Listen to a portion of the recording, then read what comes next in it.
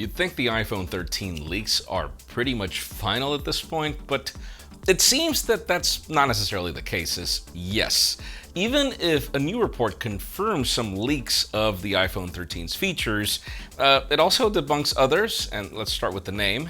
The Galaxy S21 FE is also coming, but it seems that the wait is actually going to be a bit longer than we had previously heard. And OnePlus and OPPO's integration might be deeper than they made it seem last week. I'm Jaime Rivera, and don't you just love it when insider information does the job that regular press releases don't? This is Pocketnow Daily.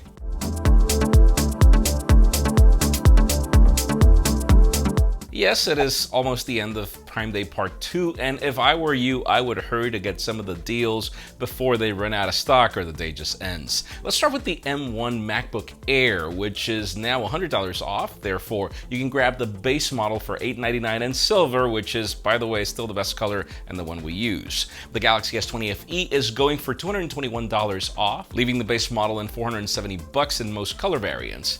If you're looking for a new laptop, Dell's XPS 13 is currently $180 off, leaving the Intel Core i7 model for $1475, and you get Intel Xe graphics. Now, Samsung's new Galaxy Book Pro is also getting an $170 discount, leaving that at $930. And then speaking of Samsung, the Galaxy Buds Live are $60 off, leaving them at $110. Sennheiser's Momentum 2 are $74 off, so you can grab those for $226. Amazon's Echo Show 8 is available for $35 off, leaving that at $95. And if you want to go for the Echo Show 10, which I reviewed recently, this one is available for $190, saving you $60. And again, we have a ton of deals on everything you can think of at Pocketnow.com and also on our social media. We will make sure to have these links for everything in the description. Now let's switch on to Huawei, as it looks like we're finally gearing up for a P50 series launch, which is already pretty late for their typical time frame.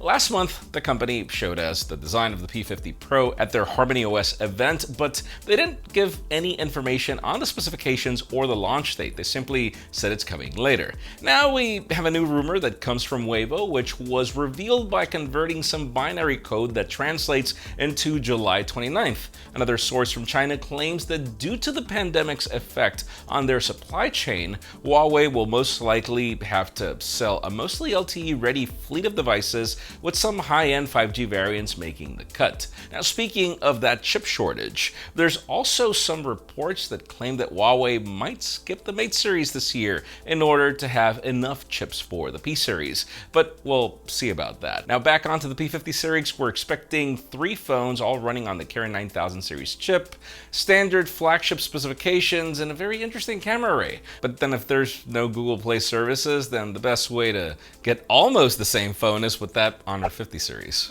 Now let's keep talking about interesting developments. If you've been watching the show as of late last week, we covered the fact that OnePlus announced that they would be further integrating their brand with OPPO in order to better streamline their operations and capitalize on shared resources.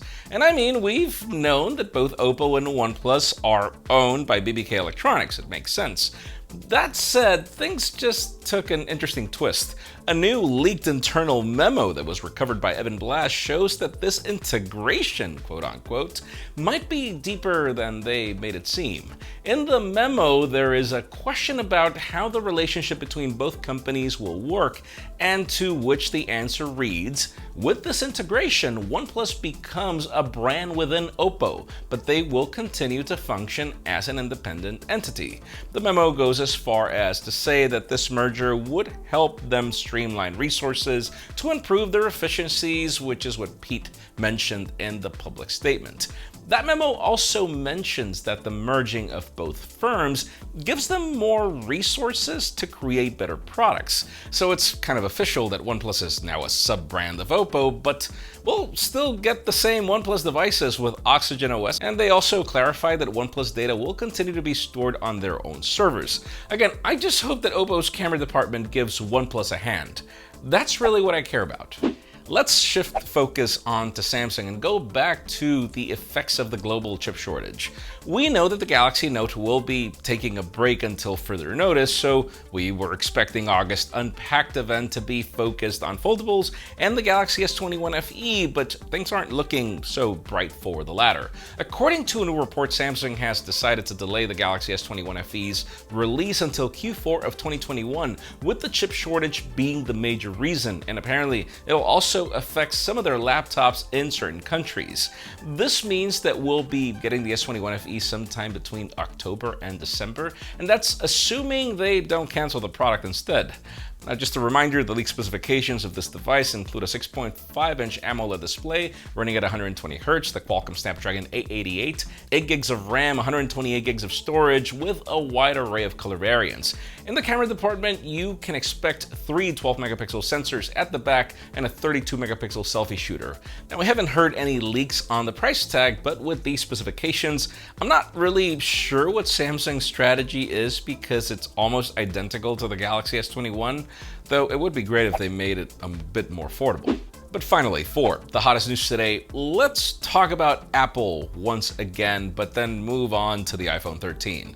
We have a new report from TrendForce that sheds some light on what we can expect and confirms some of the previous rumors, starting with the name. The report refers to these new phones as the iPhone 12s series, which we've heard before and makes sense considering the upgrades we're getting. The report mentions that the iPhone will be powered by the A15 SoC, which is based on TSMC's 5nm process. The AMOLED display will receive some improvements, but the biggest one will be that it will run at 120Hz as well as having a smaller notch. That's all fine and dandy, but this report claims that Apple plans to keep the same memory capacities we've got with the iPhone 12, meaning no 1TB option, which, I mean, fine. Apparently, we can also expect that Cupertino will continue with the same pricing strategy that we got in 2020, even if some key components have gotten more expensive due to the shortage in supply. So we can expect the same starting price at least. Now, speaking of numbers, TrendForce claims that Apple will be able to sell up to 233 million units as the economy slowly recovers and with Huawei's global force slowly declining. So, smaller notch with 120Hz on the display, same price tag, and improved cameras. Now, the question is if you think that it's a good idea for us to get an S-series smartphone and not a brand new phone, because in my case, I think it's actually not a bad idea for an S year. Considering the economy and everything, I'd even say that they should go S and drop the price a little, and that would just make it even more compelling with the way things are, but that's just me. Leave us a comment down below, we'd love to know your opinion. Friends, again, if you want to get the news earlier, follow us on Pocketnow.com and subscribe to our channel for more videos like this one. You can also follow us on social medias. Our extended coverage happens on Instagram. And follow me on my personal handles to see me wear the best shirt ever. Please give this video a thumbs up if you like what you saw. I'm Jaime Rivera. Thanks so much for watching. We'll see you tomorrow.